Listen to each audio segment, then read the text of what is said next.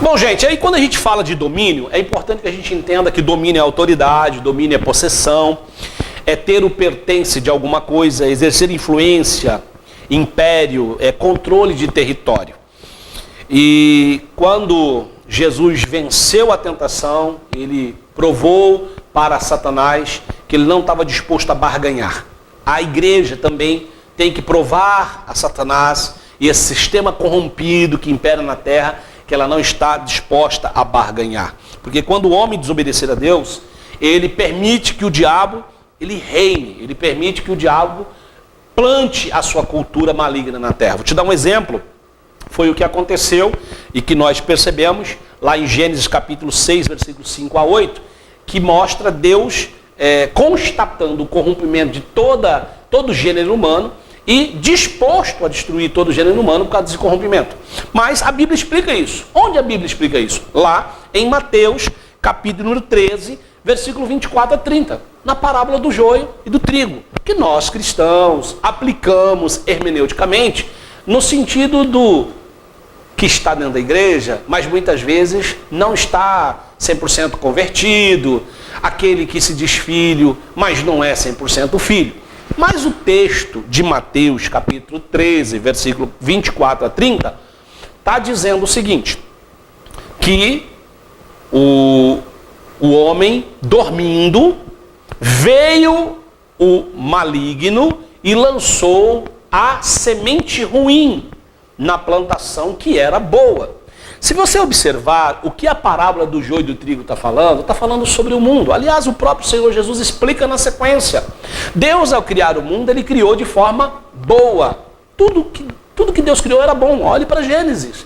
Todos os textos da conclusão da criação termina dizendo que Deus olhou para o que criou e viu que era bom. Tudo era bom. Mas a parábola do joio e do trigo lá em Mateus 13, 24, 30 diz o quê? Dormindo o homem, veio o seu inimigo. Quem é o inimigo do homem? O diabo. E semeou a semente ruim no meio da plantação boa, de tudo que era bom. O que é a semente ruim no meio da plantação boa? A plantação boa é o trigo, né? Tudo aquilo que Deus criou. E aí plantou o joio. Você percebe que ele semeou o mal na humanidade. E aí o mal não foi arrancado da humanidade. Deus não tirou o mal de imediato da humanidade. Deus só disse que o mal será arrancado da humanidade na colheita. A colheita tem duas representações, a morte de alguém ou quando esse mundo chegar ao fim em que a igreja será tirada da terra ou que haverá o juízo, como diz a palavra. Mas nós entendemos que Jesus está deixando claro que ficará o encargo do próprio Deus, que ele fará a separação do joio e do trigo, do bem e do mal, do bom ou do ruim, do filho de quem não é filho, e destinará cada um para o seu fim. Ou seja, nós compreendemos então que esse texto de Mateus 13, 24 a 30, a parábola do joio e do trigo, explica como o mal foi plantado no mundo. O homem não vigiou, o homem dormiu, ou seja, baixou a guarda, se descuidou, Satanás veio, plantou a semente mal e o mal tem dominado, tem imperado. Mas a pergunta é, todos são corruptos? Todos são pessoas erradas, indignas, pessoas que não têm um bom propósito? Não. A Bíblia diz que, lamentavelmente, nessa boa lavoura de Deus, ou seja, em tudo que Deus criou, nessa terra maravilhosa do Senhor, existem o joio e o trigo, existem os bons e os ruins. E aí a pergunta que nós temos que fazer é essa. Se não há, dentro de tudo que nós vivemos hoje, os bons e os ruins, os justos e os injustos, os fiéis e os infiéis. Já lá em Gênesis, a gente vai ver, por exemplo, em Gênesis 6, 8 a 10, mostrando que Noé, no meio de toda a situação da humanidade corrompida, ele não se corrompeu.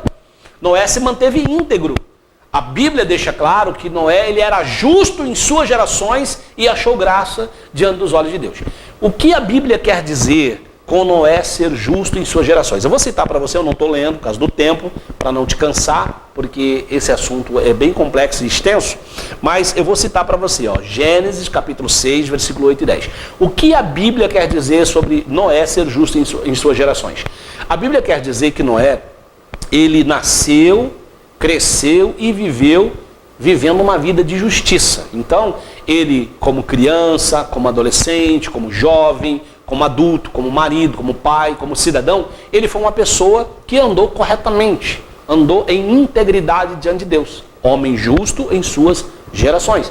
E a Bíblia diz que ele achou graça aos olhos de Deus. Então, diante de tudo que estava corrompido já naquele tempo, Deus encontra em alguém um coração segundo o coração dele e o incumbe de uma grande missão que você sabe qual é: construir a arca, pela qual Deus ia dar uma oportunidade à descendência humana em toda a sua criação para um novo tempo.